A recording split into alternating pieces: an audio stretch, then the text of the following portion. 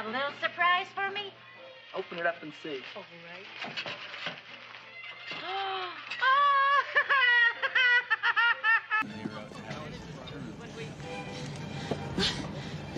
Hi!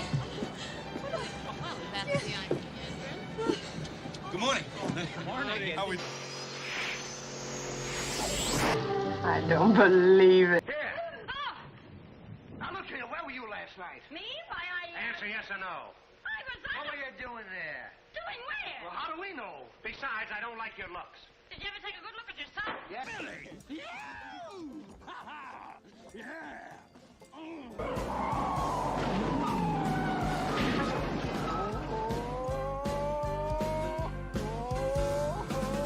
Hey, turn that off. Will you turn that thing off? Hold still, will ya? Does this help? Yeah, thanks. Maybe you found someone you like better.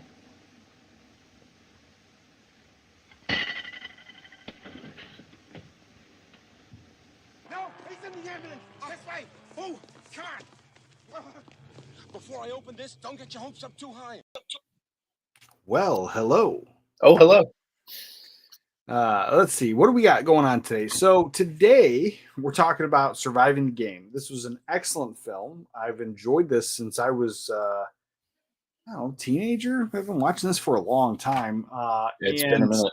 A couple years ago, or maybe last year, I don't know when I found it, but I did find it at the thrift store for $3, and I know that because they wrote on the back of it. Oh, So, that's always the worst.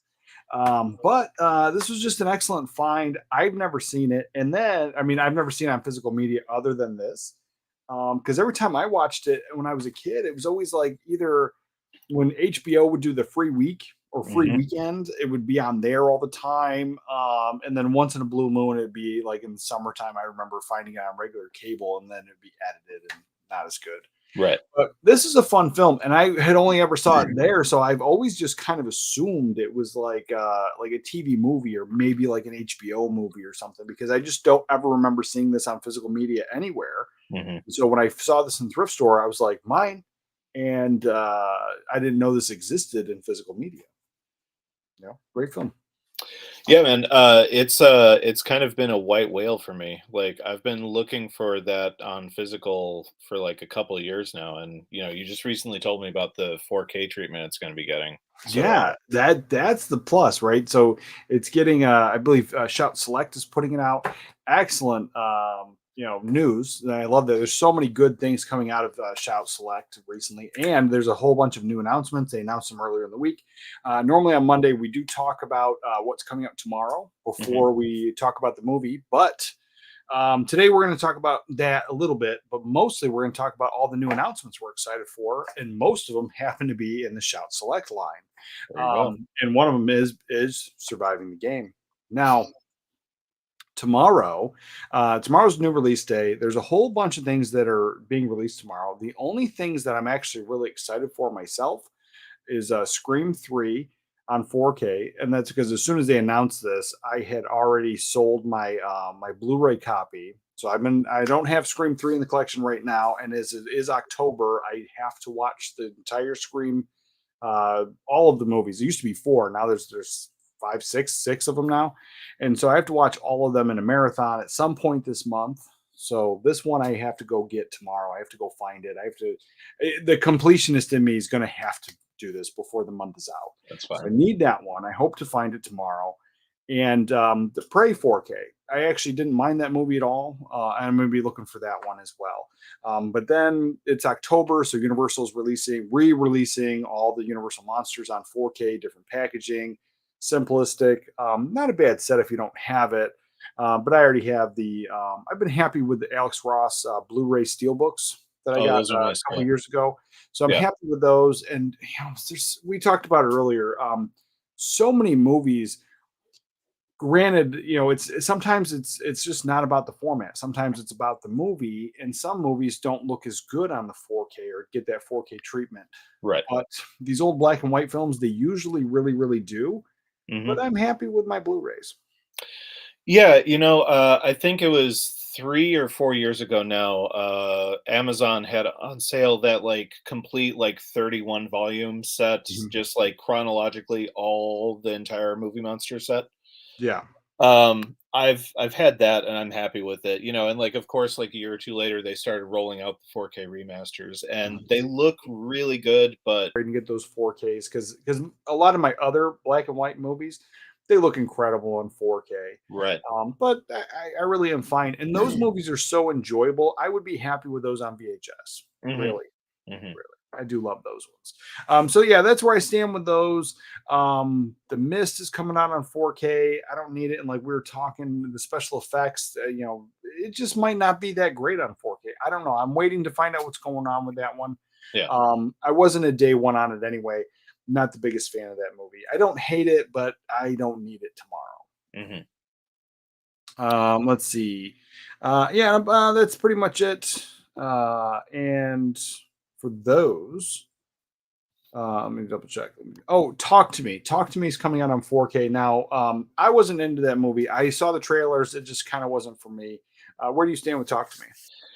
Yeah, like I'd be willing to watch it, but it's far from like a day one purchase for me. Mhm. Like I think the marketing for that film kind of took it in a weird direction, where as opposed to just saying like, "Hey, here's a new Creep Fest for May 24." Yeah, I'd I don't know. I'd watch it. I'd watch it.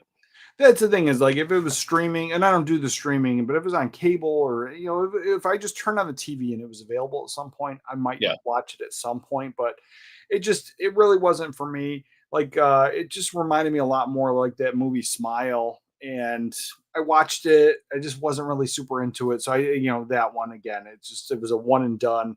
I feel Hmm. that this would be the same thing. I feel it would be a one and done.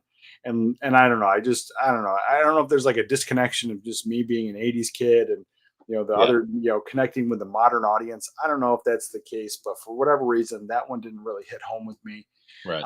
But we are going to move along because there's so many good things coming out tomorrow.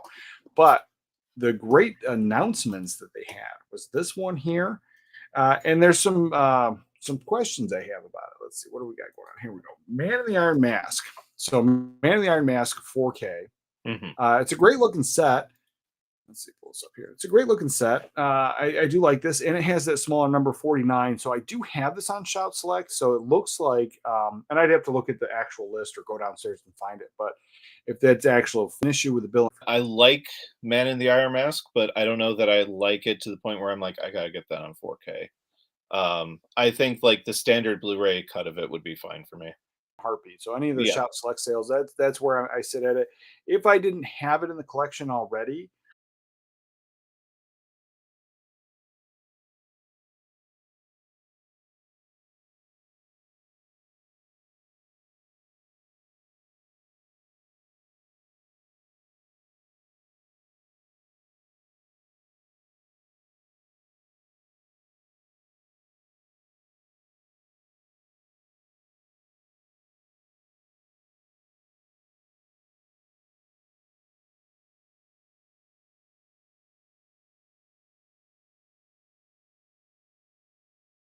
Actually live. yeah, well, I'm getting it's the same thing I was getting. I was getting the black screen, like you said. Yeah. Like you showed me. I was getting the same thing. So and then now it says nobody's. Let's see. Hmm. Yeah. Well, it looks like we might be back. Let me see. All right. Yeah. It looks like we're back. Kind of. It's choppy. It's choppy. I don't know what's going on. I don't know if there's like a melon YouTube issue. I don't know what's going on, but looks like we're back now. Looks like we're back. Yeah. But hey, anyway, so yeah, this Warrior set here, it's really appealing. Everything about it, I think, is really awesome. The box sets the Arrow Video has been putting out, like I said, I'm going to try to get as many of them as I can. I think they're just, I think they're going above and beyond. And so Yeah. my gripes with the studio releases and the lack of quality in the packaging and like the really flimsy garbage that they're just putting out and then asking for premium prices where Arrow Video is putting out phenomenal stuff. So This one here, it might not be a day one purchase, but I mean, it wasn't, but I did pre-order it today. So, Mhm, mhm. this is going to be a nice addition to the collection. I really do enjoy it, and obviously, it's one of the few things I would double dip on. Part of the completionist in me. Yeah, I didn't until right now. I didn't get a chance to see the packaging for it. That looks really really good. I like that a lot. Oh yeah, and then have you had a chance to get any of the Arrow Video box sets, the newer ones? Yeah, I mean it's few and far between, but Yeah, yeah, yeah, like I've yeah. definitely picked up some of the sets. Yeah, Okay, well, yeah, I mean, I didn't know because I mean, I don't have a ton of them, but I don't know if you were familiar with like, would they've been adding in like a nice book. So it's right. not just a booklet; it's like an Yeah, actual thick book that adds to the packaging and everything. yeah. Like Something really I've got the Django set. I've got Lynch's Dune. A okay. couple others. Yeah, All right, yeah, yeah, yeah. So I mean, they're excellent. They really are, and so this is just no different. yep, Really enjoy it, and I'll be looking forward to that one. absolutely. Let's see, what do we got next? Then they have. Let's see, I'm not going to talk about that one. Talk about that one there. Here we go. This one here, it's a hit or miss, right? So I enjoy this film, but again, it's like how often am I going to watch it? Do I enjoy it $65 worth? Because it's only one movie, right? Hmm, Lots of hmm. extra special features, I bet. Lots of all kinds of extras. So I just don't necessarily think that this is going to be the actual price come release day. And I Yeah, know if you pre-order through Amazon, I have seen it the like really high prices, and then by the time it actually gets shipped to me, what's actually charged on the card is quite a bit less. hmm, So at the $65 price range, I'm holding off on this one. It's not a day one purchase for me. I do like it. It's the number 153. Um, yeah, it's a great looking set. Obviously, can't go wrong with um, Oliver Stone. I mean, what else is there to say? yeah. I mean, I've always enjoyed JFK, but yeah, I don't know that I enjoy it $65 worth. Yeah, again, that's another one that I would be fine if I had it on DVD because how often I revisit it. I mean, I think the last time I don't own this in the collection at all. So I'll be looking forward to trying to get this one. I will get it eventually. I just don't think at $65 is the right price Yeah, tag yeah, for me. It also absolutely. depends on like what extra features it comes with. This is a big looking box set. So what else is it coming with? Is there extra documentary stuff? And I mean, there's just so much JFK stuff available, Hmm. and then I bet you there's probably tons of stuff from the original film. Right. So who knows what's coming with that? There's probably a book. I would be shocked if they don't include the whole investigation book there, whatever the heck that was called. I forget that. Yeah, yeah, I could see that. They could, putting that in there. So it's just a lot of opportunities to do something really nice. It's a big looking box set. I think I'm going to get it eventually. I just don't think it's a day one for me. But I Sure. do know that every time I pre-ordered anything on Amazon day one, by the time it gets released, it's quite a bit cheaper. Yeah, and then sometimes even after it ships, like you'll get something a day or two later, like, hey, you actually saved an extra like $4 or whatever. Yeah. Oh, yeah. That's one. And now here's one. This would have been 100% a day one purchase for me if I didn't just find it at the thrift store and I didn't just watch it like this week. So it's something I want, and it's one of those things where as soon as I saw the announcement, I was like, "Dang it!" And this is all right. Let me double check and see. Here we go. Let's see. And this is Point Break. Yeah, man. This is an excellent, excellent film, and I like that. Obviously, using the original package design. I'm a Hmm. big fan. I'm a really big fan of just the entire layout, everything about this. Interesting to see in the 4K because again, it's an older film from the '90s, and it was shot on film. So I'm expecting good things with the 4K transfer. Yeah, this is again, it would have been 100% day one for me if I hadn't just purchased it. Yeah, this actually might be a day one for me. I picked up the international Blu-ray release. Like it usually gets pumped out to like Canada. Mhm. Sometimes you'll see like the title is like also in French. It's one of those. I picked up one of those I think last year, and Selena watched it for the first time. And it's not the greatest transfer. And Ah, this might be a day one. okay. Yeah. No, I mean, I'm looking forward to getting it eventually. I really had that like the dang it attitude once I found out that it was there. Yeah. Now, here's a few announcements that I just found out about today, and interesting to hear your thoughts on it. Let's I hear it. actually have some of these films here. So it is Titanic is getting a 4K release. Paramount announced that, and Paramount has done really really good things. And so I do complain about a lot of the stuff from the non boutique labels and all the big studio releases. Yeah. But give credit where credit's due. I think Paramount kills it with their transfers. I've Mhm. had no issues, and I mean I'm sure that if you can dig into the whole catalog, which I don't have the whole catalog, people are going to complain or find something to complain about, right? But Right. all of the recent titles that I've purchased from Paramount, great packaging. The actual cases they use don't have those stupid cutouts. They're Mhm. really really thick. It's noticeable. It's just enjoyable packaging, and then the transfers have been superb. Like I think they've been all top notch, without any flaws. So Paramount, I'm pretty much if it's got a Paramount label on it now, unless I dislike the film, it's a go for me. I'm Yeah, like, yeah. oh, definitely getting this one. Yeah. Yeah. So Titanic. Where are you on with Titanic? Yeah, I'm okay with Titanic. It's definitely like one of my wife's favorites, and we just have, God, I don't even know how long ago that Blu-ray came out. We have the old one that's just like Yeah, the two big faces. that's the one, and that's the one that's been out for a long time. It Long, was the first one I got. I yeah, got it when it was first put on Blu-ray. So I have no problem upgrading this one because I've had that Blu-ray for so long. yeah, It's not one that gets watched a ton, but I do try to watch it at least once a year. I yeah. treat it as an epic.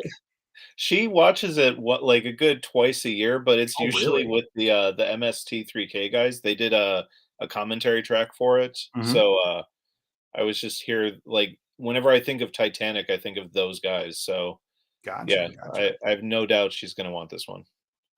Yeah, I don't know. That's another one. Looks like it's scheduled to arrive in December. Nice. Okay. So yeah, that's a nice looking set there. And the other one here, I do not own this on any format other than VHS. Hmm. So this would be a huge upgrade. It's another one I think my wife enjoys more than I do, probably. So Okay. I'll probably pick it up. And it is The Fugitive. Oh, So where are nice. you on The Fugitive? I love The Fugitive. The Fugitive, I always rank as one of like the top 5 Chicago movies. Like it's up there Mhm. with Blues Brothers, Okay. and a handful of others. I love the movie, and like on a personal level, it means a lot because a lot of that movie was filmed around where my mom used to teach in South Chicago. So, like she got to hang out a couple times with Harrison Ford. Like it's a great experience for me. So I'll probably be getting that.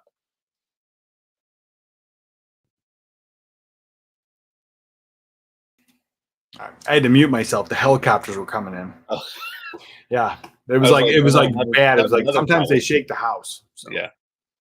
yeah, I was hoping like it's still there a little bit, but it's not like right here. Like as you were talking the entire time you were talking, I could barely hear you because it was Okay. helicopter city. Okay. All right. So yeah, there was that one, and I think the last thing that was really, really announced. Here we go. So this is something we knew about. Something we knew about. I want to bring this up here. Because I've talked about it already, but it was like officially announced, I guess, 2 days ago. But I Okay. pre-ordered it like last week. I'm pretty sure. I mean, time does fly when Hmm. you're watching a lot of movies. Yes. But it is this set now. I go back and forth. Like, is it worth it? Is it not worth it? Right? Because it's only 3 films. But I'm interested. So I do have this on pre-order. I am looking forward to this, and it's the Clerk set. All right. So apparently it was officially announced like 3 days ago or 2 days ago, or whatever, according to that. Yeah, man. I love the first one a lot. Like the first one is up there with like Reservoir Dogs and Mhm. Desperado as like one, and Pulp Fiction as like those like mid '90s movies that like changed the way I looked at movies, especially as a teenager. Yeah. Um, the second one I'm okay with, and we tried sitting through the third one earlier this year, and I just couldn't do it. So I don't know, man. I'd pick up a 4K edition of just Clerks, but I don't know about this whole It's thing. not even 4K, bro. It's just the Blu-ray set. Oh, dude, I think I'm good. I think Yeah, I'm good. that's the thing. Like I'm on the fence, right? I have not seen the third one. Yeah. And like I'm the type of person where I'm so excited because like I'm I've said it before, I'm kind of a package hound. Hmm. So like I'm like, ooh, look at this pretty package. I have to get this. Right. And it comes in a cool box. It comes in a cool thing. There's like a diorama, something else I can put on my shelf. It's great. It's cool. Right. It's wonderful. Right. But if I don't like the third movie, it's almost no point. And then at that price tag, you're really paying for the diorama. And I was like, I don't need it. It's something I don't need. But Yeah. I have it on pre-order just because, right? But then like I go back and I'm like, oh, I could just buy those 3 movies and that's all I need. And I, like you said, I might not like the third one. Yeah. I don't want to unsell you on the third one. But like Yeah, but see, the thing is, before now, if this was any other movie, any other like franchise, any other thing that I was like super into, yeah. even if the last one wasn't that great, I'd be like, yep, I don't care. And then I would wait until I got the set to actually enjoy it and watch it. But this one, because of how things are in modern movie making in recent times and everything, this is one I just would be very disappointed with myself if I spent all that money and then I was just like, I don't like the third one.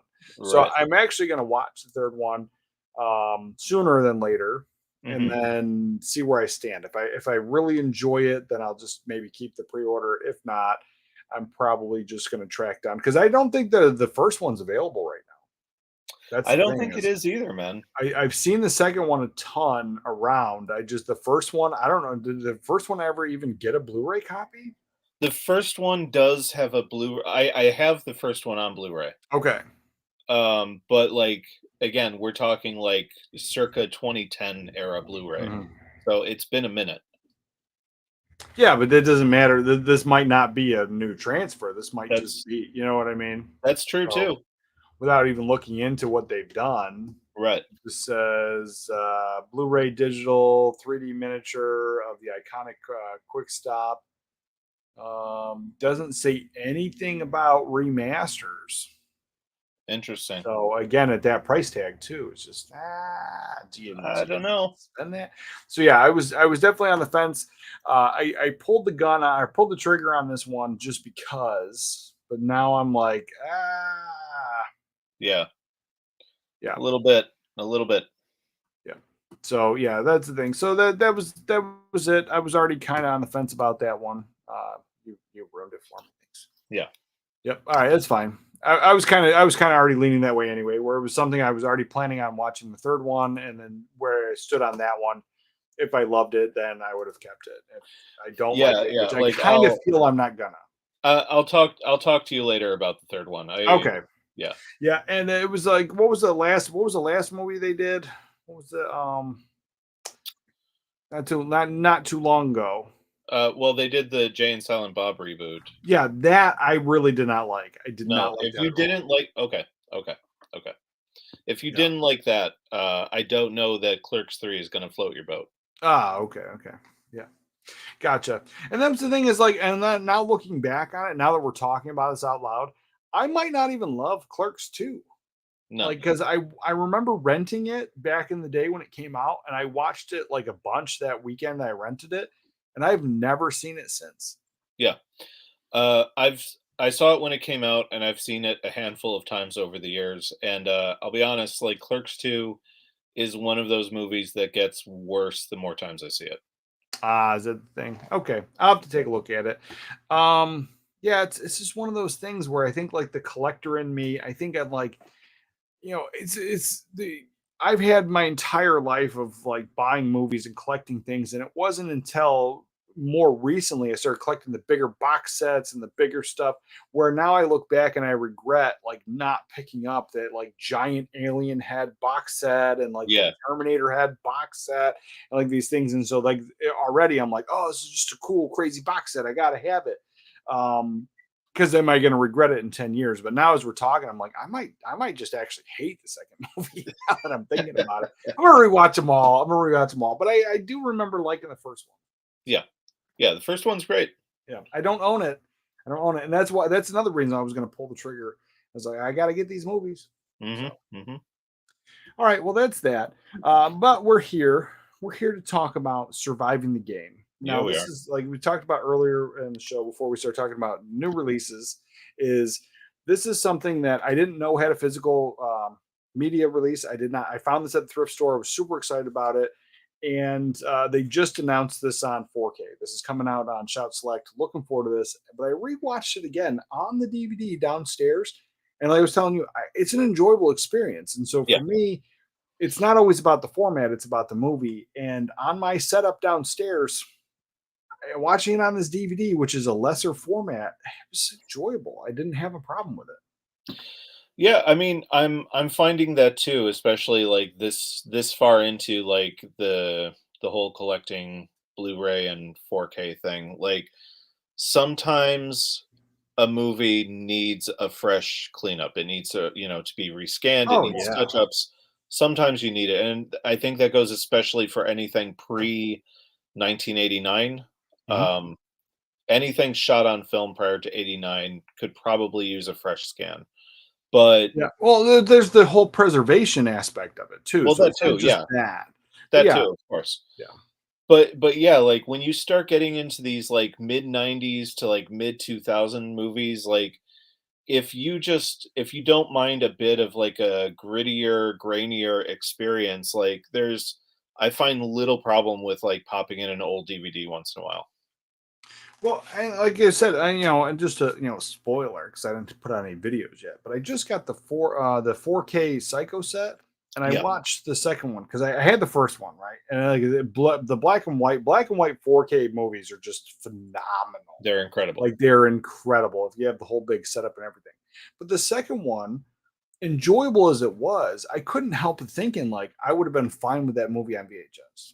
Oh, dude! I love my box set, so I'm not complaining about that. I think the scan, I think everything about it was great. There was only one weird thing, and I don't think they could help it. And it was there was a scene where there was Norman was playing the piano, and she was kind of in the other room, and the way the wallpaper was, and the in focus, out of focus, there was some weird grain on and it was more noticeable on the wallpaper specifically because like where the floor met the wall. And the baseboard and stuff, there was really didn't seem like grain there. It just seemed like the pattern in the wallpaper kind of messed it up. But it wasn't bad. It didn't take me out of the film. I don't think it was a bad transfer. I don't think there was any issues there. I just kind of think like if I pulled out a VHS or a DVD, I would kind of maybe notice the same thing, if I put it on my big TV. Well, here's a cool trick that Selena, my wife, actually figured out. So I had never seen Psycho 2 or 3 for that matter, or 4. Oh, really? Really? Yeah, I just never saw them. So like we picked up the collection on Blu-ray of all 4 of them, and this was before the first Hitchcock 4K set. Like I have that too, but like so we're watching this collection and we get about 20 minutes into the second one, and she's like, I know what's wrong with this. And she goes into like our TV settings and she just drops all the color out so that we're watching it in black and white. Watching Psycho 2 in black and white is a completely different experience. I've never thought to do that. I'm not yeah. Okay. Yeah. Now that you said that, I just want to end the stream and go watch. Just go do it.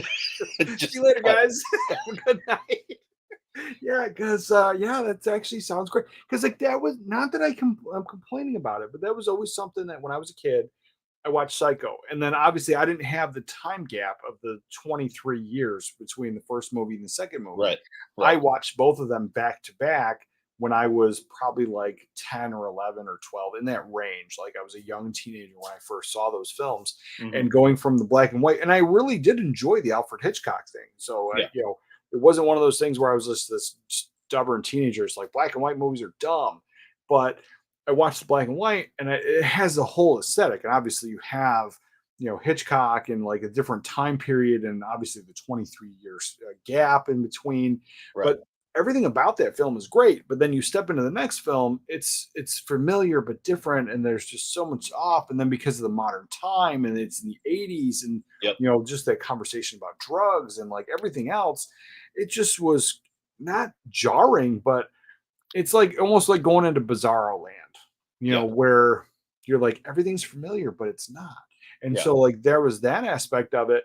And I think like, and I even as a kid, I remember thinking if that was black and white, it would have been more enjoyable. But it was like an in and out thought. Like it was Yeah. just like, this is black and white. So how come the rest aren't? And then I like never revisited that thought. And then you just said that, and I'm like, that's a great idea. Yeah. Great Yeah, idea. and we've done it from time to time with other movies. Like there are just some movies where like we'll get into it and she's like, this just doesn't feel like a color movie, and Mhm. she'll drop it down to black and white, and it completely changes the entire vibe and tone of the movie. Wow. Yeah. No, it's a cool thought. It's a cool thing. I don't tend to do it because I'm usually surrounded by girls, and the girls in my life have constantly said the phrase "black and white movies are stupid," Yeah. and so it's just one of those things where if I watch a black and white movie, I have to listen to the chatter, I have to listen to the complaints, Mhm. and so to them purposely do it is not one of those things. And like we have one of my favorite Christmas movies, it's an old black and white Christmas movie. Mhm. And so we have we're watching it, and my daughter's like, "Can we just watch this with paint?" Oh no. This was like last Christmas. She's now going to be 7. So at this time she just turned 6, and she's like, "Can we just watch this with paint?"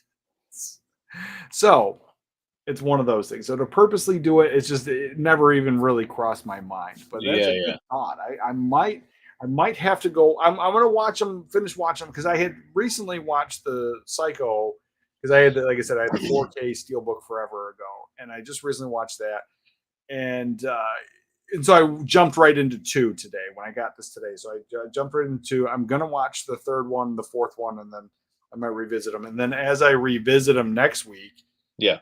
I might just knock them all out. Obviously, the first one's always in black and white, but Right. knock them all out in black and white and just see how that pans out. Yeah, man. It's a completely different experience. I wonder if because everyone, not commercial. It's a bad word. Let's see. Realistically, everybody complained about the remake, right? Mhm. I wonder if the remake was in black and white, if people would enjoy it. It might look good. It might. Because like that was everyone's complaint, was it was just shot for shot remake. Yeah. Yeah. Yeah, man. Yeah. Even stuff like I know, like we were just talking about The Mist. They have on the Blu-ray like a black and white cut. That's not bad. They have a black and white cut of Logan on the Blu-ray. That's pretty good. Yeah, well, that was a conversation, because I know that like Johnny Mnemonic is coming out with a black and white only. That came out, the standard release of it came out last year. I have it. Like we watched it. It's incredible. It doesn't even feel like Johnny Mnemonic. It feels like this weird throwback movie with like it even helps the outdated CGI, because it just lends Really? it to this feeling of being an old movie. Really? I have to. I thought it was coming out. I didn't know it was out already. Yeah, yeah, I have to go get it then. yeah. It's great. It's great. All right. Less tangents. Let's get do it. Surviving the game. We're here for surviving the game.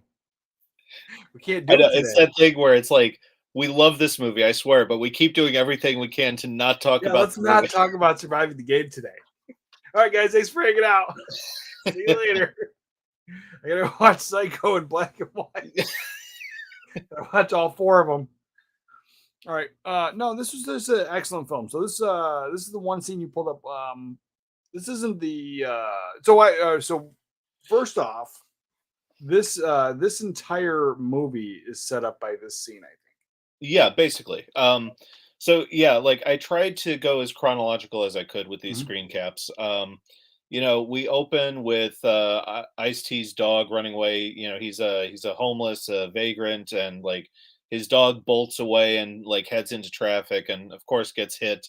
and they juxtapose that with the next image, which is a bunch of hunters hunting this random guy out in the woods. And this is kind of the entire, like, it's like a Chris Nolan opening. Like, it's all you need to know in the opening credits. Oh, exactly. No, and what I liked about this was because like obviously it shows the humanity, right? Right. So like I mean, maybe now, in this modern time that we live in with social media and everything, just more people being aware. But Mhm. I said it before, like I always kind of lived in the city. I never lived in a huge city, but I always lived in a city. So seeing homeless people, seeing the vagrancy, seeing that type of stuff, it was always kind of in my wheelhouse. I was very familiar with it, but not everybody was. And so I remember like anytime like growing up, if you see that kind of thing on film, I remember like growing up and like kids would be like, prostitutes aren't real. Like I'm like, yeah, they are. Yeah. They are. They really are. Like, they having that conversation. They're like, oh no, it's like a cat house. You like go to the house. No. They're streetwalkers. Like it's a real thing. I've seen it. Like it's there. Like, and like the same kind of thing. And so there is this, if you don't live in it, you're kind of taken out of it. Where this was, I felt really great because instead of looking down on him, you see the humanity right away.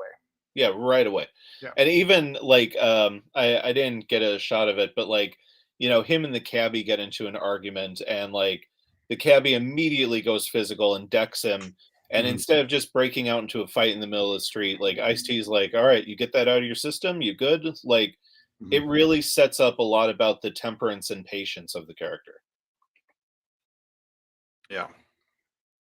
Let's see. Yeah, I don't know if you can hear the helicopter or not, but it's pretty loud. No, it's not coming through on my end. At Oh, least. okay. Well, that works then. Yeah, because it's like ridiculously loud. Yeah. Yeah, no. So it's just I thought it was really great because it also shows that not quick to violence, and so as we know, into the entire premise of this movie is eventually he's going to be hunted. Right. So not quick to violence, definitely going the peaceful route. The humanity there, where obviously it shows everybody else. And then I want to talk about this early on because it never ever comes up from my knowledge. And I just watched this again today, so somehow I might have missed it if I missed it.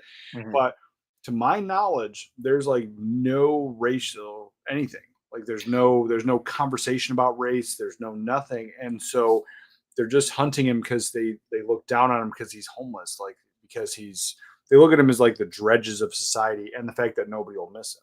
Yeah, it's not which is funny, like for the era that this came out in. Like I think this is 94, right? So Yeah, race in that was range. Yeah. yeah, so like race was all the talk in that era, but Mhm. no, there's nothing about race, it's all class.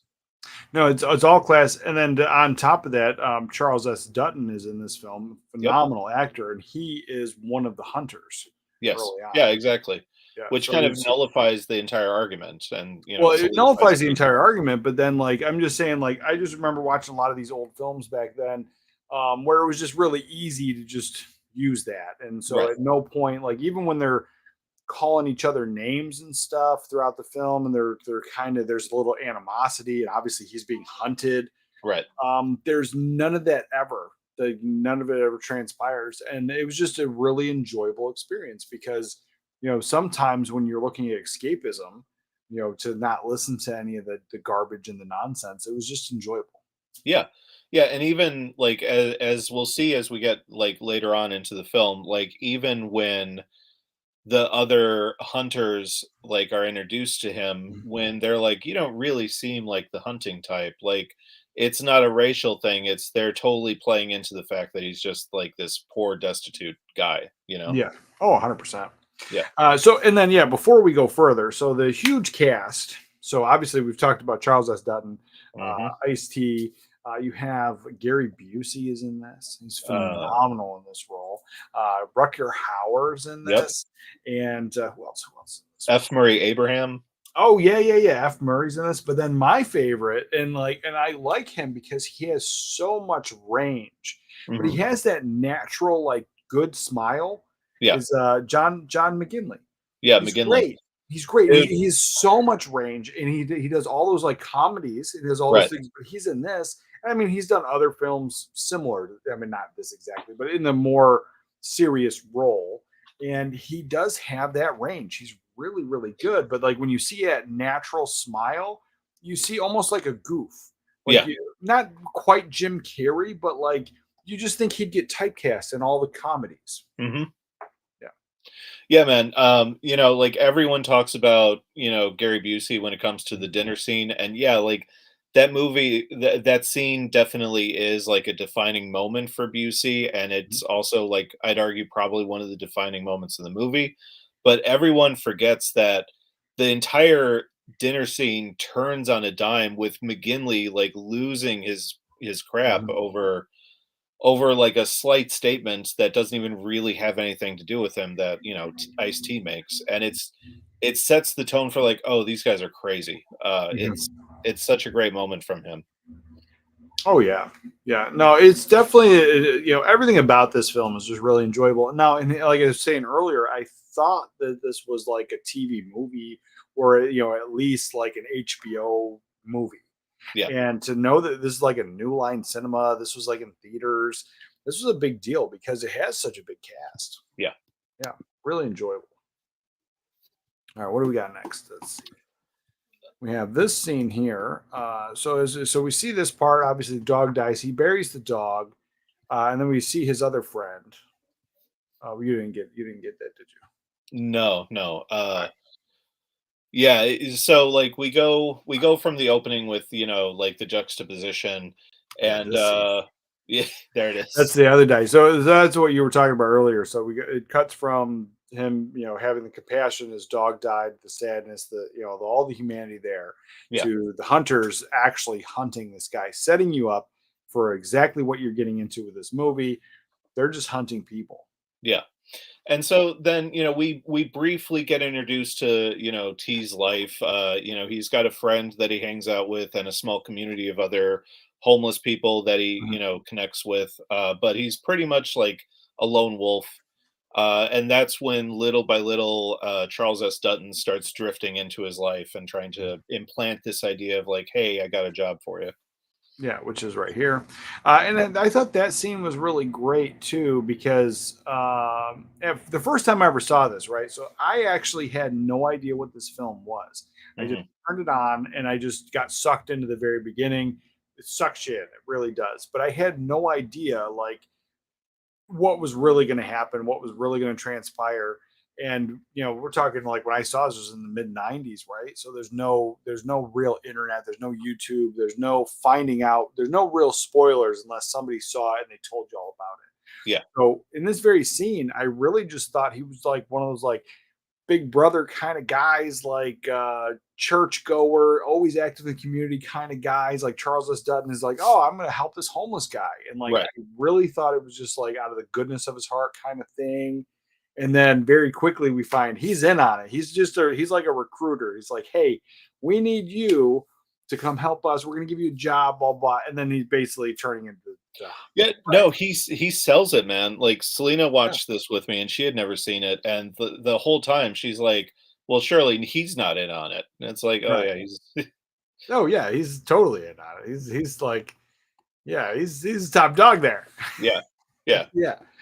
Yeah, no, so So it was really good, and like I said, like I think this is a very underrated film, because like the one you have the caliber of actors that are all coming together, but they all give it their all.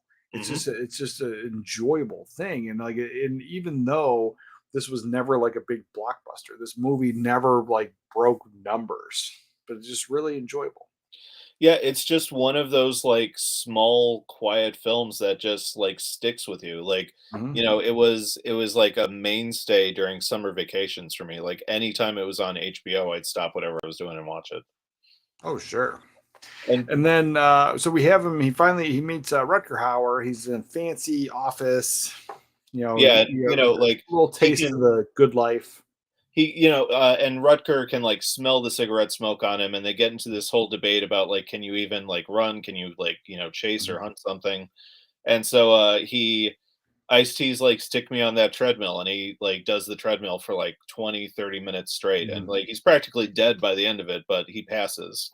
Yeah, yeah, yeah. But it's just like it just showing you though. And I mean that part was really cool. So not to negate that part because it was Mhm. just it's setting you up again for like this guy's going to be prey.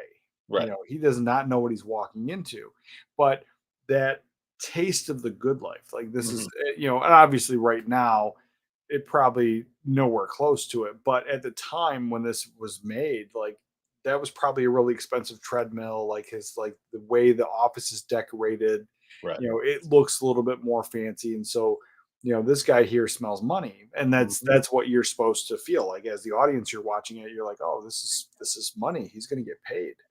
And so, like, he's willing to do anything and then really not see what's going on. Yeah. Why does he need to run? Yeah. Because if they're hunting or he's supposed to be the guide, like, why? He's not asking that question really. Like, he does ask it at some point, but he's not really asking the question of like, I'm just this bum on a street. You're going to pay me a bunch of money to guide you to go hunting. This is Right. your thing. You're the hunters. This is your thing. No point is that question is really like sitting there simmering. Yeah, yeah. Even I mean, even the job offer is vague to the point where you're like, dude, like you should be asking a lot more questions than you are, T. Yeah. Yeah. And well, and that's just the thing, is that smell of money, that smell of the good life. Like they're well dressed, they're well spoken. Obviously, they're willing to give him a helping hand kind of thing. And so it's just one of those things where, if you were in that situation, would you be in that situation where you would just blindly, take something like that? Right. Right. I think I would. Yeah, of course, like, all the armchair quarterbacks want to be like, of course not. But it's like, look, if you were homeless, I think I would. Yeah. If you were homeless and completely destitute, yeah, you would. And they're like, we're going to pay you, and we're going to like fund everything. We're going to feed you. We're going to pay you. You're going to do this thing. I'm like, yep, no problem. Yep. Yep. Because, and like, as I was an older teenager working in stores and stuff, there were times where like homeless people would come around and they would ask if they could wash windows or they could do things for a few dollars. And most of the businesses would, because it was under the table, it was cheap, and the thing got done. It's like take trash out, wash windows, like things that they didn't want to do. It was a lot of the stuff was like outside, nothing was really inside. So it was just like a benefit. And so this guy is probably used to, on a day-to-day basis, doing whatever it takes to get a few bucks to get some food in his belly. Of course. Yeah.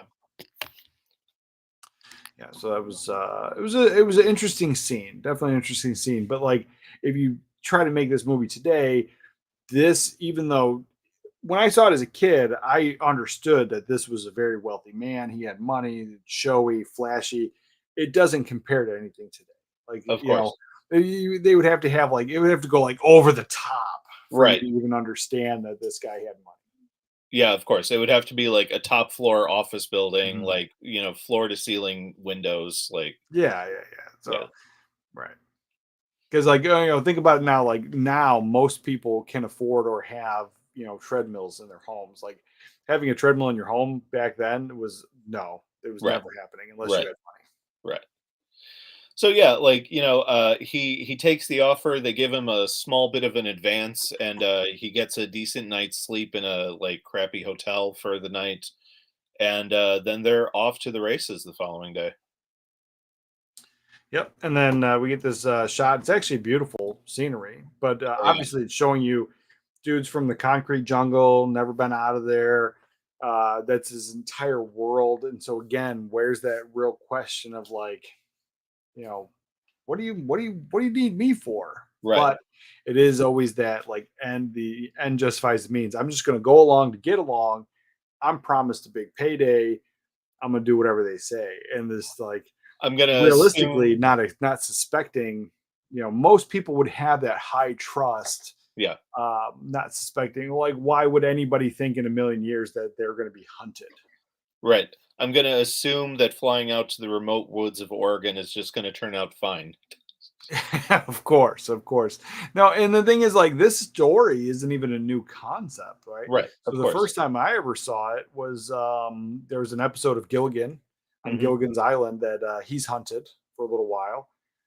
But there's other movies of this. John Leguizamo did one called The Pest.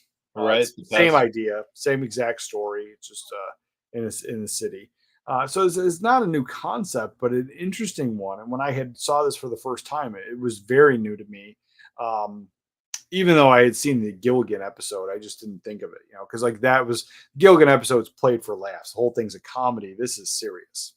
Yeah, I mean, and again, going back to the whole like summer vacation Mhm. HBO thing, I feel like there was a whole string of these movies that had similar premises that just like ran nonstop rotation. Like there was, what was the Ray Liotta one? No Escape, where like he's a Oh, that's a prisoner. phenomenal film. Yeah. It's great. It's great. Yeah. Yeah, there was a whole bunch of these. Mhm. Yeah. So yeah, that was just yeah. Going into this, they got money, high trust, and that's where he lets his guard down. Yeah. So then we come into this scene here. Let's see. This is the leading up to the infamous dinner scene. So again, something he'd really never seen before. Mhm. He's drinking really expensive wine, and they're eating an entire hog.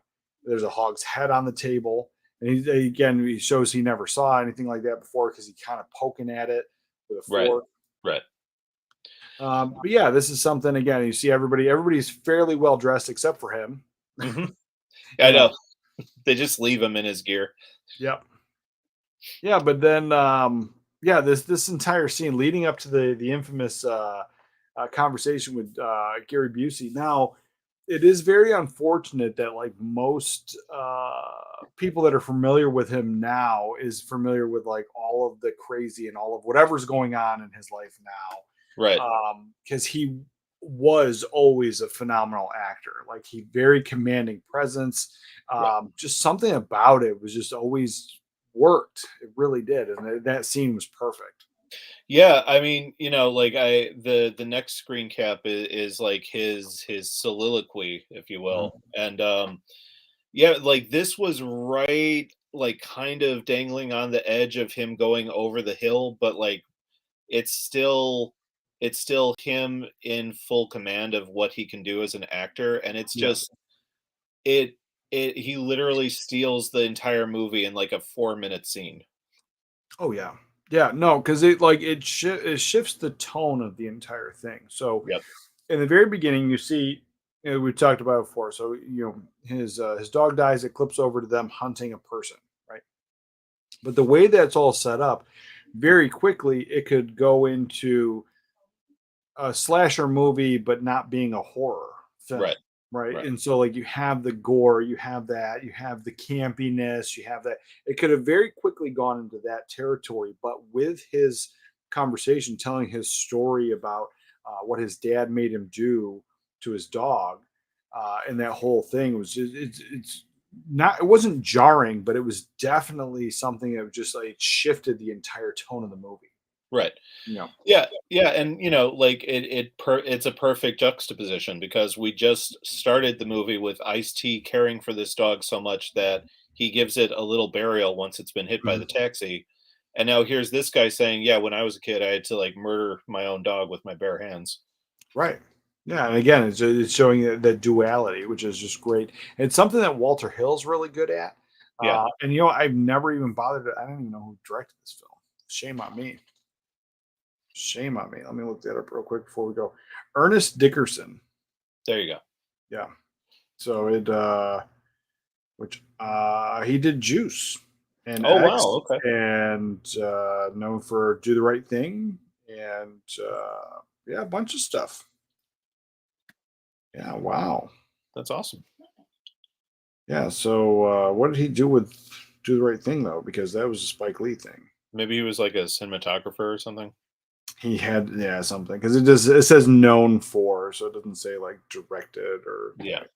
yeah, cinematographer, camera, lights department. So There he you did go. pretty much everything. Yeah, so he Sure. could have been, but he was involved in some like really great things. So Mhm. good on him. Good on him. Now, yeah, so this scene here, so just I thought it was well written, but like I would have loved to find out actually who this whole scene, was it all Gary Busey? Was it the actual script? Was it a little bit of both? Because I like think it was a sometimes they kind of go off script in these kind of scenarios. I can't remember where I saw like a behind the scenes thing on this movie, but I remember whoever it was saying like it was a mix of both. Like the story was definitely in the script, Mhm. but I think it was one of those things where Busey just took like an hour or two between takes and like fleshed it out into this thing that it is in the final product. Well, because as you're listening to it, when he's talking about like throwing the cherry bombs at the dog and stuff, and like, and the way he's talking about actually like lighting the cherry bombs and like Yeah. making the fizzling noise and then making and then boom, like saying that stuff, that right there felt like any guy I ever worked with Right. telling a story that was just wild. Like I've heard wild stories before, and and then it's just like any other guy I worked with, and so it felt natural. Yeah. Where just adding that in, like because like it's almost like you're giving your own. I mean, I doubt that it was a real experience for him at all, but when you're telling a story like that, it comes across like like you're pulling in something deep, like a real experience, like Absolutely. having that memory of like lighting the cherry bomb. Right. Yeah, I mean, he's pulling from something, Mhm. and, like, it's this over the top action exploitation film, but, like, for whatever reason, like, this scene just kind of, like, grounds the whole thing with, like, a certain level of drama that Mhm. you didn't get from most of these types of films back then. No, no, definitely not. And like I said, that's why I felt like it was just like a high budget TV movie with great actors and just like it's just something about it. It's just, I don't know why. Like I never saw trailers for this. I don't know Yeah. how I missed it. So when they released it, it probably got like played in small markets because I'm just saying this entire thing completely missed me until I found it on TV. Exactly. Yeah, so good. And this scene was incredible. Mhm. Let's see. So then we have let's see, next is So, they go through the oh, like you missed the opening. I was hoping you get the other thing. So when they before you I'm sorry to cut you off, but when they tell him to go to bed Mhm. and then they wake him up in the morning, everybody is awake except for him. They wake him up with a gun in his face. Right, right. He's still like dead to the world, like stop playing, like don't do that. And then they end up beating his ass and throwing him outside. You know, it's one of those things. Yeah, sorry about that. No, that's fine. Yes. Yeah, man. I wrestled with should I take a couple pics of that scene, but yeah, like so they go through this like horrible opening of him with the gun to his face and immediately just drag him through the cabin and throw him out the door. Yeah, and they'd say you got a head start. We have to finish our breakfast, and you have to go. Yeah. And that's the point where, like, obviously, adrenaline's high. Like, he was in like the highest trust zone and Hmm. in sleep. Like, if you can sleep like that, and like this, he doesn't get to sleep in a bed that often. Right. And so like everything about it, he was just in the perfect setting, and then they just slammed him back to reality, told him to go running, and he had until they finished breakfast Yeah. to kind of get away, and then but then later on in the movie we find out that there's no escape, where he is told if he makes it to a certain point by a certain time that he's free. Right. But later on in the film, they find out that it was the whole thing is no one ever survives. Right. Yeah. And like again, living in Oregon, it's like no, there are certain parts of the state where like you can run as much as you want, man. Like you're not getting anywhere near civilization. No. Yeah, and then again, he's completely out of his element. Right. He's not really, we don't know his whole backstory, but we're just going to assume he's been in that city his entire life, Yeah, and and so then all of this is new to him. the breakfast itself is great because you like everyone's torn. Like F. Murray Abraham's son is like, "What the hell are we doing? I'm not going to take part in this." You've Mhm. got Gary Busey like urging everyone to like shovel the food in because he wants to get out on the road. You got Mick, what's his name? The guy from Scrubs, John McGinley. McGinley. You've Yeah. got you've got McGinley just like chomping at the bit and kind of like mentally going unstable a little bit. Like it's so great from that moment till when they actually gear up and ride out. Mhm. Oh yeah, no, it's a really good scene, really enjoyable. But yeah, and then this one here though, like just to imagine what was going on in his head.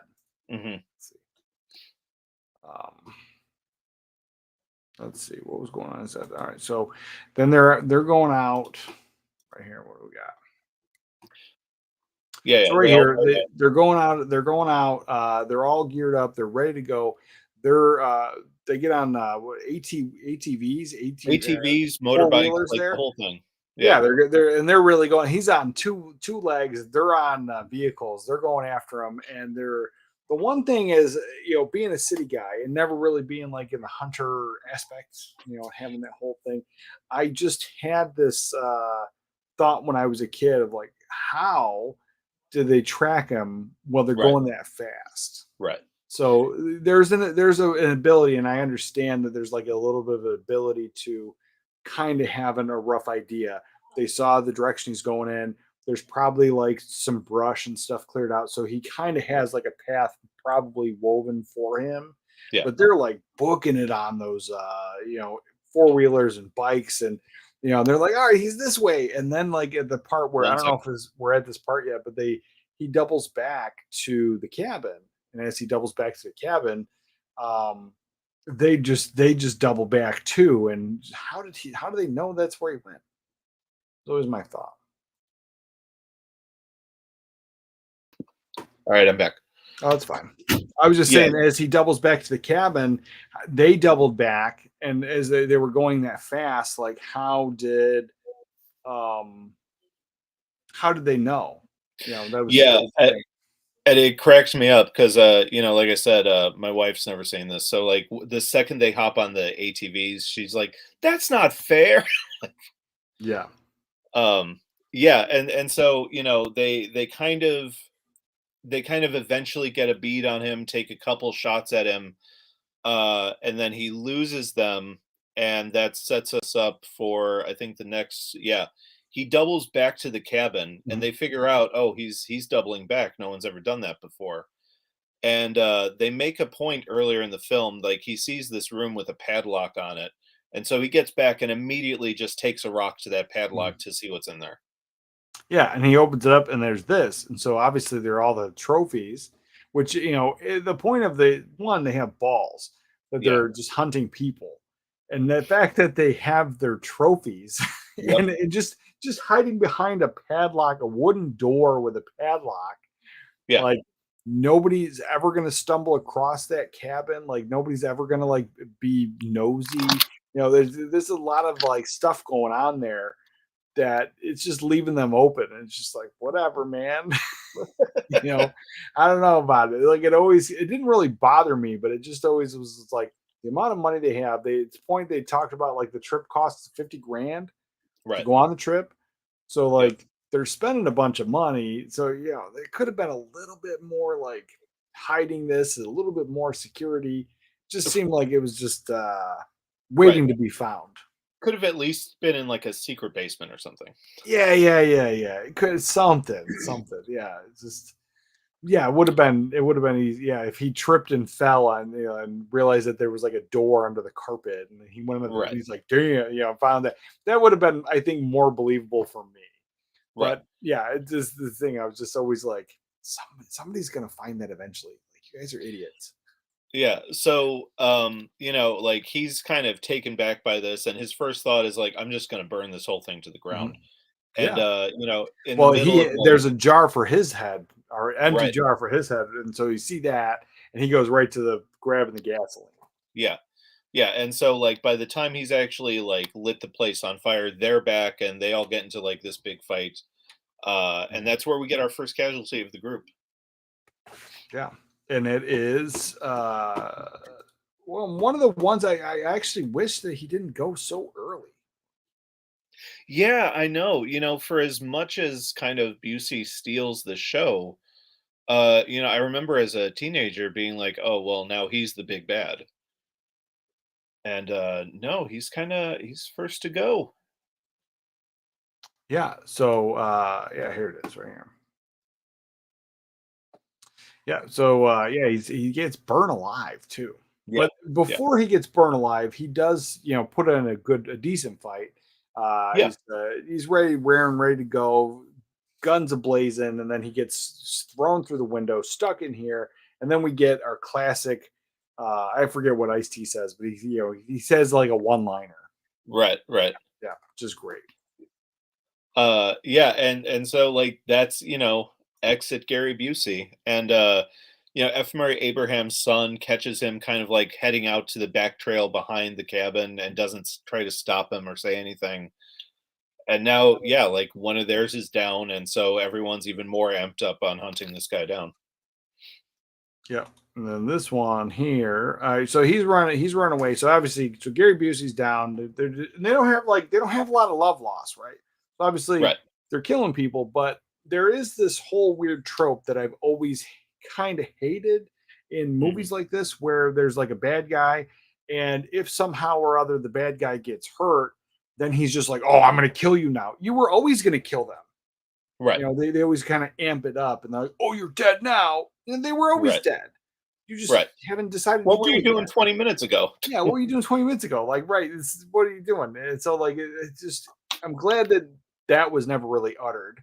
Yeah. But then there's no love loss. So Gary Busey dies, and they're just like, all right, he's gone. Let's go. We got to get this guy. And as he's running away, he ends up jumping in the water. Yeah, so like this trope from mid-90s action movies where the main character's got to take a big dive into some water. They've got their obligatory moment with him, and Yeah, if you don't dive in the water, then it's not a 90s movie. yeah. How do you know that you're really trying to get away? That's right. Yeah, I think So now yeah, that I'm thinking about it, like every movie does it. Like Double Jeopardy did it.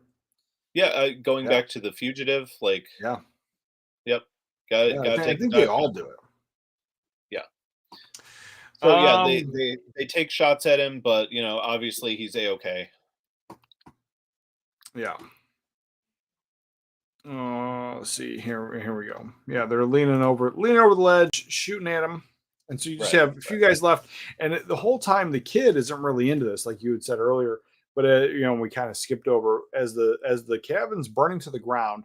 All their trophies are burning to the ground. They still kind of don't care because the focus is on the hunt. The focus is, Right. to them, it's a game. They've got tons of money. They just don't care about things like that.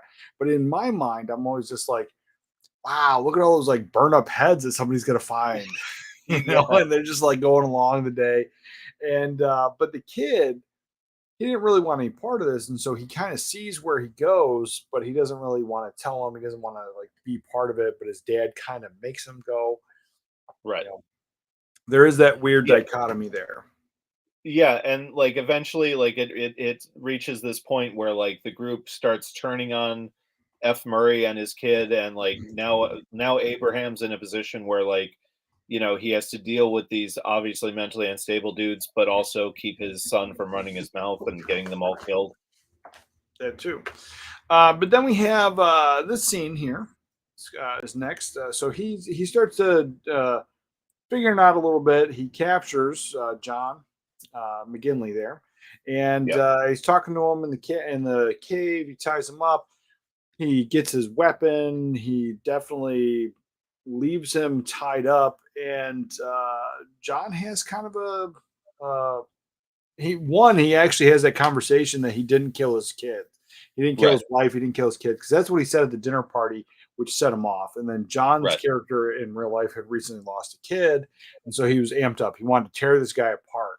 But when he actually had a conversation with him, the humanity and understanding that their death is because he wasn't there and not that Right. he actually physically killed his family, he Right. has not really a change of heart, but he doesn't want anything to do with this. Like he wants to stop hunting people. He just wants to go back to just being a normal person and kind of forget about all this.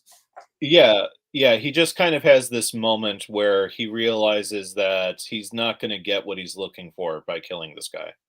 No, not at all. And so he's just done with it. And then in that realization that he had every right to kill him, but he didn't. He Right. left him tied up. He just took his gun and left. And Yeah. he could have killed him. Yeah, so like Ice-T books it, leaves him there to be found by the group the following morning, and that's when he goes into this whole thing of like, you guys do whatever you want, I'm out of here. Mhm. And it leads to my favorite Charles S. Dutton moment in any film ever. I think it's the next couple of stills. Which is this one. Yeah, where there. Yeah. So I tried to get the best shot that I could of it. It's a quick, like John's walking away, and what's his name from Blade Runner? I'm blanking on his name. Rutger Um, Hauer. Rutger. Thank you. He's like, "You're gonna shoot me in the back," and Rutger's like, "Yeah," and he turns around to look at Rutger, and Rutger's like, "I lied," and it like does this quick pan over to Charles S. Dutton, and he's just got the biggest smile on his face as he just Oh pulls the yeah. gun out and blows him away. Oh yeah, no, it was a wild scene. The very first time I saw that too, because like one, you think these guys are all buddies, and so there's Yeah, this they have that camaraderie. They have this thing where they're killing people together. There's like some definitely camaraderie there. They're like buddies, you know. And he's like, nah, he didn't care. He's just gonna kill this dude. And the reason he's yeah, gonna kill this dude is because he didn't want any part of it anymore. He wasn't gonna tell anybody because if he told anybody, it's self-incriminating, right? of So course. he's done so much crap, it's not worth it for him to talk about it. But he Right. just doesn't want to do it anymore, and they're not going to let him go. Yeah, it was kind of a shocker. I didn't expect it. Yeah, yeah. It took Selena completely by surprise. Yeah.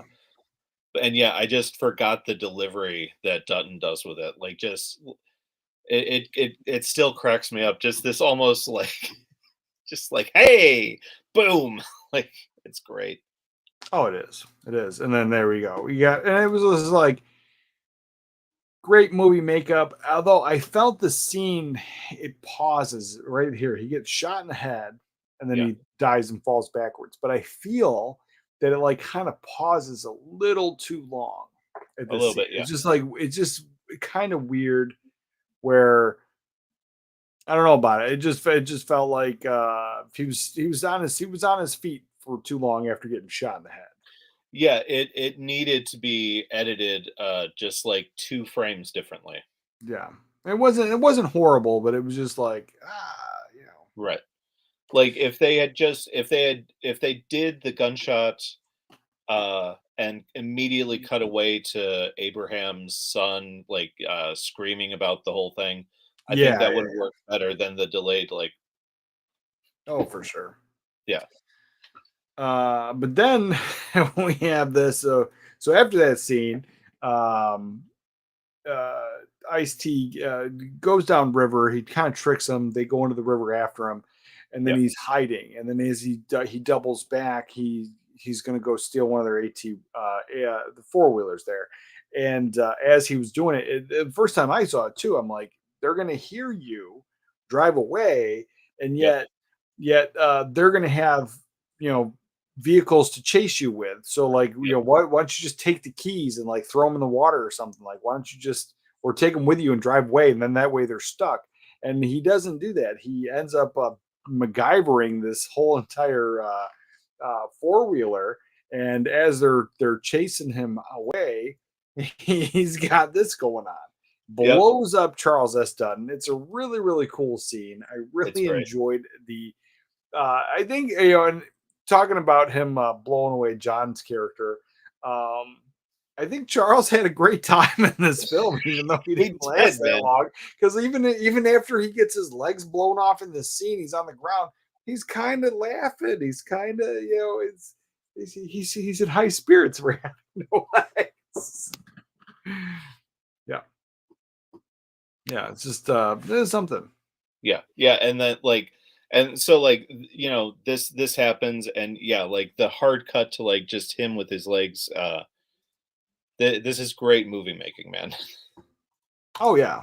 And like just like his reaction and everything. And I just think he was having a really good time. And now Yeah, realistically you look into it, you're like, oh, he's in a hole.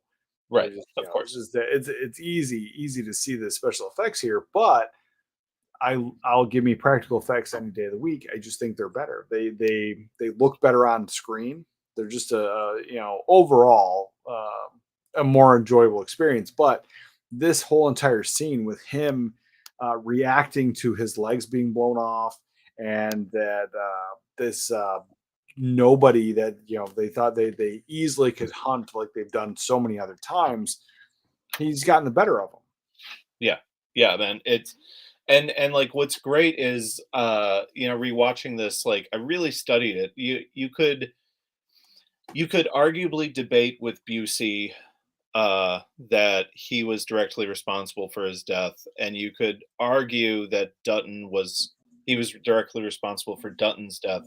Mhm. But with the exception of F. Murray Abraham in that scene that we talked about, before recording about like the lighting levels, like when he takes out F. Murray, Mhm. that's really the only true fatality that he causes in the group. Like you could argue that everyone that gets taken out in the movie is taken out because of their actions, not necessarily because he killed them in like one-to-one combat.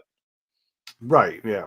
Yeah. F. Murray's Yeah. the only one that has that dilemma, but he has that dilemma because of revenge, Right. and it's actually revenge that originally he's a grieving father, as you see in this scene. So his son, who's kind of been a baby this entire time, he just didn't want to kill anybody. What a baby! Yeah.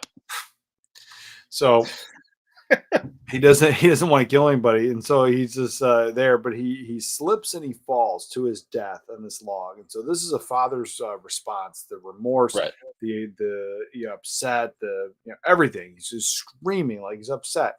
But then very quickly, Rutger Hauer takes that anger and he blames it on Mason, who's Right. played by Ice-T, and it's his fault. He's the one to blame. No, it's not. Nobody nobody said go hunt this guy, and nobody put your kid on the log. You guys did. Right. Right. And that's my entire point. Like at every step of them hunting this guy, all they have to do is stop. Mhm. Yeah. So they stop. They don't stop, and then they keep going, and then now it's his fault though. Now it's Mason's fault that his kid's dead. Right. That's the way they look at it, and that's what he takes that anger and animosity, and he channels it in that direction. So he doesn't even really even have time to grieve, and Mhm. so going in basically blind. Like think of it that way. So he's going in blind. His emotions are high, Right. and he goes to fight this guy who's been living on the streets his whole life. You can't tell Right. me he didn't grow up learning how to fight. Yeah, and he goes after him in the dark. Right. Yeah. Yeah. Yeah. And then there's a scene, and then so that scene, I always felt it was like a call back to Predator, because not only Ice T covers himself in mud, but Right. he like pops up.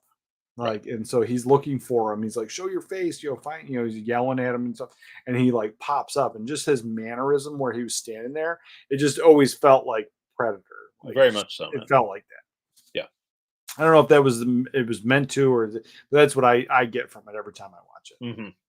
No, same Yeah. here. And yeah, like so this gets into again something we were talking about before going live. Like I'm really interested in that 4K transfer because this is the one scene in the movie that I feel just doesn't work. Again, I don't know if they did day for night or if they were actually filming in the dark somewhere. But They like probably were. following this entire chain of events, this fight between him and F. Murray, it's really tough. Mhm. Yeah, no, it is that. Well, that whole scene of them fighting in the dark is really dark, and so the 4K could make it worse. But I think if they do it correctly with some like HDR, some Dolby Yeah, Vision, it could clear it up a little. a little But bit. you never know. I mean, like, because there's been good transfers and bad transfers, so Right. you really never know. And then like Goonies and some other films I've watched recently, that the 4K is a tad dark. Yeah. And so if they have that problem with this one, and I'm not saying they do, I don't know I've never heard anything. Obviously, the 4K is not even out yet, Hmm. but already like being apprehensive because not every 4K movie comes out perfect. Right. And this one here, I'm hoping that it not only does it do a good job the whole way through, but this scene here, the fight in the dark, I hope that's somehow enhanced or a little Yeah. bit brightened, or maybe a little bit softer. And I hope like if they are able to do anything like that, it doesn't affect any of the color grading. Yeah. Same here. Same here. But like I said, I just watched this again today. I watched the DVD version on my 4K television, and it didn't bother me then. But Hmm. if it was darker, it's just it makes it unenjoyable then. Yeah. Yeah. So he takes out Abraham, and you've got Rutger like out in his wood camouflage gear, just watching like the whole thing play out, and they don't even know that he's there. Right. And now it's just Ice-T and Rutger Hauer, and Mhm. I took this shot because it's great. It's like Rutger with his replicant eyes. Yeah, yeah, yeah. It was something about that. Those eyes were weird. Is that the way the light hits it? It's good lighting, but the way the light hits his eyes, it just made him look animalistic. I don't know if that was the intention. You know how like Yeah, when cat's eyes get lit up, it just kind of had that same kind of feel. right. So I always had that thought of maybe it's supposed to represent like an animalistic thing, or it just worked out perfect. Kind Hmm. Yeah, yeah. I think it was a happy accident. of. I don't think they were trying to be like, "Hey, remember he was in that movie?" But it Yeah, yeah. it works. It's great. So yeah, now that it's just the two of them, Rutger just bolts. He just makes a run for it. Yeah. Well, he makes a run for it. He bolts. In that scene, we're sitting there. He's his eyes are lit up. Is he tricks Ice T into thinking he's going in the plane. He's actually in the Yeah, plane. So Ice T's like chasing him, he's on a dirt bike or whatever. He's trying to chase him. He gets there. It's empty. And then yep, it's a trap. He's gonna blow up the airplane, and then he blows it up. Practical effects, big fire, explosion. it's Ice great. T is running away from that, and he's obviously Rutger Hauer thinks he's left for dead. So now Hmm. Rutger Hauer gets in the second airplane, which we don't see at all on this little tiny path of grass that's considered a landing strip for an airplane. We don't see the other Right. airplane. Where did the other airplane go? Where was it? Right. Well, I mean, like we don't, and like, sure, there could be a brief continuity thing there because, like, we know that the second half of the group showed up in the second plane, but Mhm. except for that brief shot during the beginning parts of the movie, we never see either plane again. Right, right. And so it's just one of those things. You're just like, where was this other plane? It's just there. Right. Right. And so he gets in the plane, he goes, and then he's thinking that Ice T's dead. He's leaving all this behind. He's ready to just pack it up and go. And then I had this like practical thought, like when I was a kid, I didn't have that like thing to shut my brain off and to just enjoy a movie. I'm like, so they hunt the homeless guy because nobody cares about these people. Nobody's ever going to look for him, whatever. But all the people that just died are wealthy, and the world is going to miss them at some point. Like Yep. their jobs, their homes, their family. Like people are going to notice that these people are missing, and they're not just going to go, "Oh, they went hunting with Bill," or whatever fake name he uses, and like they're never going to question it. And so Right. he's just like he's going home, no big deal. But then you kind of see they tie that in really quickly. I don't know if you grabbed a clip of that, but he's in the office. There's like a phone call. It's like leaves a message. It's one of the It's Abraham's wife. Abraham's wife. Yeah, looking for him and the son. Hadn't returned in a couple of days. Want to know what's going on. So there is that kind of answer to my dilemma of like people are going to Right. look for these people, and then you see him dressed in like priest robes. He's ready to just pack it all up. He grabs his briefcase and what I assume is all the money in the world to then pack up and leave. But we find out Right. there's no money in that case. Hmm. Yeah.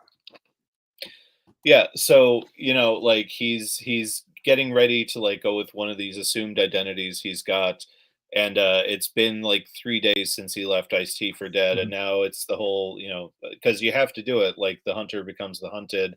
Yeah. Ice-T's tracked him down, and again, like doesn't directly cause the guy's death. No. No, Like, this entire time. Yeah. yeah, so he's got a gun to Rutger's head, and instead of shooting, he's like bang and just leaves the gun there just to let him know like, hey, I found you, I could have, I'm showing you mercy. Mhm. And Rutger of course picks up the gun, and then we get the great closing line of like, earlier in the film they try to teach him like you should always check the barrel before you fire, and Ice-T's like clogged it up with like a playing card or something, and of course like the entire gun like goes off in Rutger's hands when he Mhm. shoots. Oh yeah. Yeah, no, it's an incredible scene. I thought it ended the movie perfectly. There didn't have to Yep. be anything, but then again, like again, my brain didn't shut off the first time I watched this, and I'm like, if the dude was in some weird remote location because I don't even remember where they ended up going. Did they ever say where they went? Well, yeah, like so the city that they're in is supposed to be Seattle, and it does say in the credits that they filmed in Washington. So I'm assuming that they went to the woods of Washington, but they say in the movie that it's somewhere in Oregon. Okay. Yeah. So think about this. So a homeless man who pretty much probably spent his entire life in the city is lost in the woods in Oregon and now has to get back to Seattle. Yeah. Like And think does about it that. in Like 3 days. and he does it in 3 days, no problem. And he does it on the dirt bike. Mhm. You know, that's a magic gas tank. Yeah. It's one of those things, you know, because the homeless man, 3 days, he's got no money. Right. Yeah, because then and that's the thing is like so he's thinking he's good to go. He packs it up. He's ready to change his entire life and do this, you know, elsewhere. But then he sees the dirt bike just kind of parked in the alley, and then Right. instantly recognizes it as from the campsite. He then goes off to the side. He opens up the briefcase, and we see it's his gun. Right. He's all excited to go hunting again, and then very quickly the tables are turned, like you said. He jams the barrel, and he ends up blowing his own head off. Yeah. End of the And movie. like at this point, after everything that Ice-T's character has been through throughout the movie, like you're just willing to give him the suspension of disbelief that he somehow makes that trek in 3 days. Yeah. No, you do, but like I remember as a kid, I'm like, no way. That dude is still in the woods looking for Right. how to get out. Like that's it. Right. Yeah. And so yeah, this was just nice. But then you had pulled up this scene here because you thought it was funny. I just think it's a great shot. Like I just like it. Yeah. Look at that. That's there. It's there. Yeah. I don't know. I really enjoy this film. I really do like it. Yeah, I think we spoiled it a little bit, but if you have not seen this film, highly recommend it. Good movie.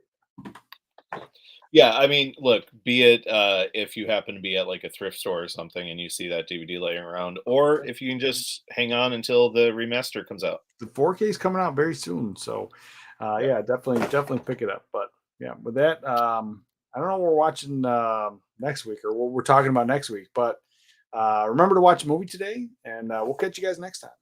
Hey, later, everybody.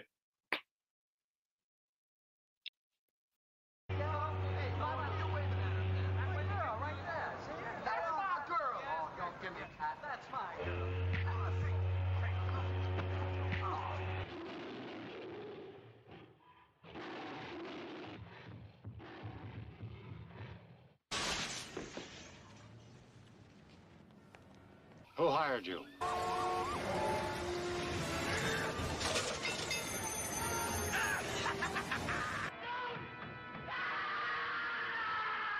Go now, goodbye.